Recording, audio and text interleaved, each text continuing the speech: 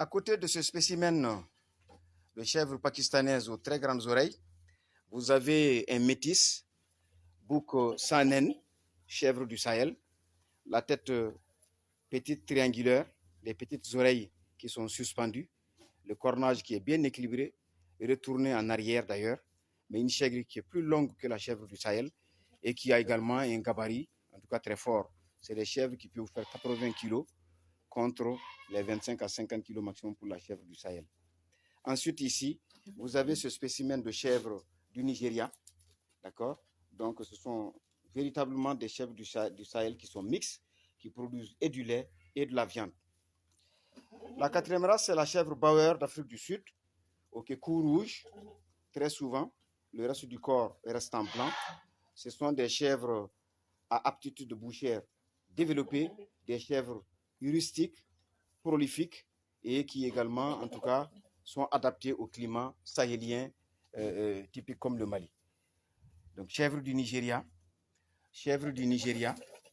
chèvre pakistanaise que vous voyez ici, ensuite métis bouc sanen et la chèvre naine, en tout cas de Guinée que vous voyez tout simplement ici à l'écran. Voici donc les quelques races de chèvres qui sont ici dans une ferme que je dirais être ferme modèle et j'espère pouvoir l'accompagner pour une amélioration. Pour espérer rapidement avoir des résultats, il faut absolument, dans un premier temps, faire des lots par race.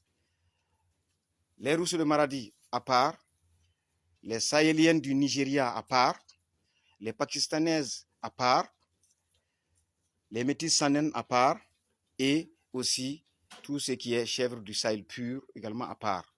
Et en ce moment, donc la gestion sera plus claire. L'autre aspect de la conduite d'élevage indispensable pour la réussite, c'est de compartimenter. Donc de créer suffisamment de compartiments dans la ferme pour que, en fonction du stade de gestation de la chèvre, qu'on puisse isoler les vides, les gestantes de plus de 3 mois sur 5, les gestantes entre 3 et 5 mois et également les lactantes. Cette lisibilité, cette conduite d'élevage est également une méthode zootechnique indispensable qui donne des résultats.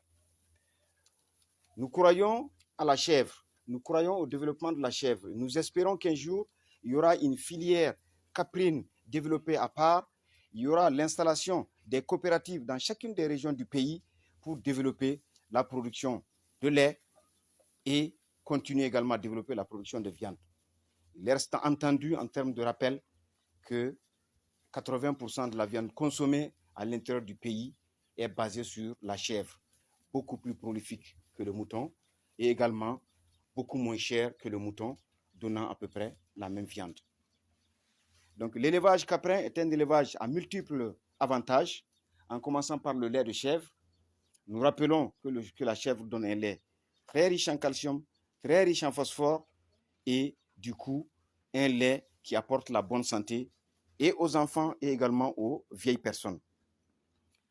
Nous espérons un jour que la fabrication du fromage rentrera dans les habitudes d'abord des éleveurs, ensuite des transformateurs de produits locaux comme le lait et plus tard dans la consommation alimentaire du Malien.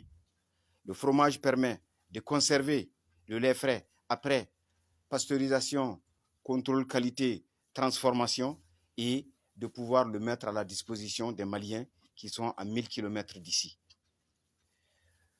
Nous souhaitons donc bonne chance à cet éleveur qui est rentré dans un programme d'amélioration génétique et qui envisage de faire l'insémination artificielle, en tout cas de ces 4 races ici, avec de la semence de sanen pour avoir les métis, je dirais, rousse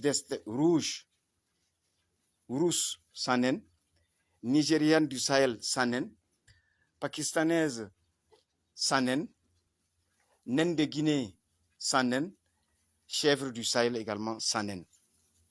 Toutes les conditions d'élevage semblent réunies ici dans cette exploitation.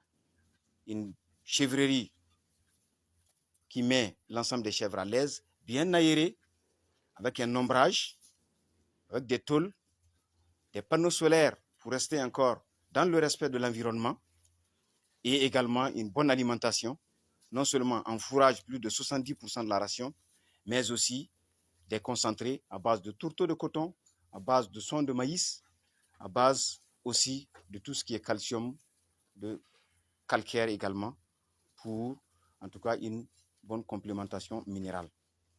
Nous souhaitons donc bonne chance à M. Tal pour cette initiative et surtout l'aboutissement de son projet de développer la chèvre et uniquement la chèvre dans son système. Bien entendu, en tant que vétérinaire, l'accompagnement ne fera pas défaut et nous vous reviendrons au fur et à mesure avec les résultats que nous aurions obtenus.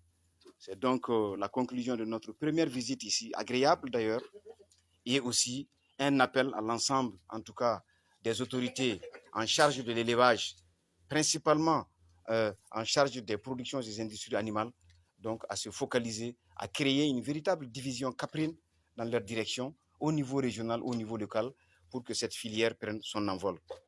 Naturellement, il n'y a pas une seule région au Mali où vous ne trouverez pas de chèvres. Et le nord rustique, rude, difficile, vit avec les dromadaires, vit aussi avec les chèvres. Vous ne trouverez jamais un campement où il n'y a pas, en tout cas, de chèvres qui apportent le lait, qui apportent la viande, qui également, en tout cas, supportent les conditions très dures. La chèvre résiste beaucoup plus que le mouton.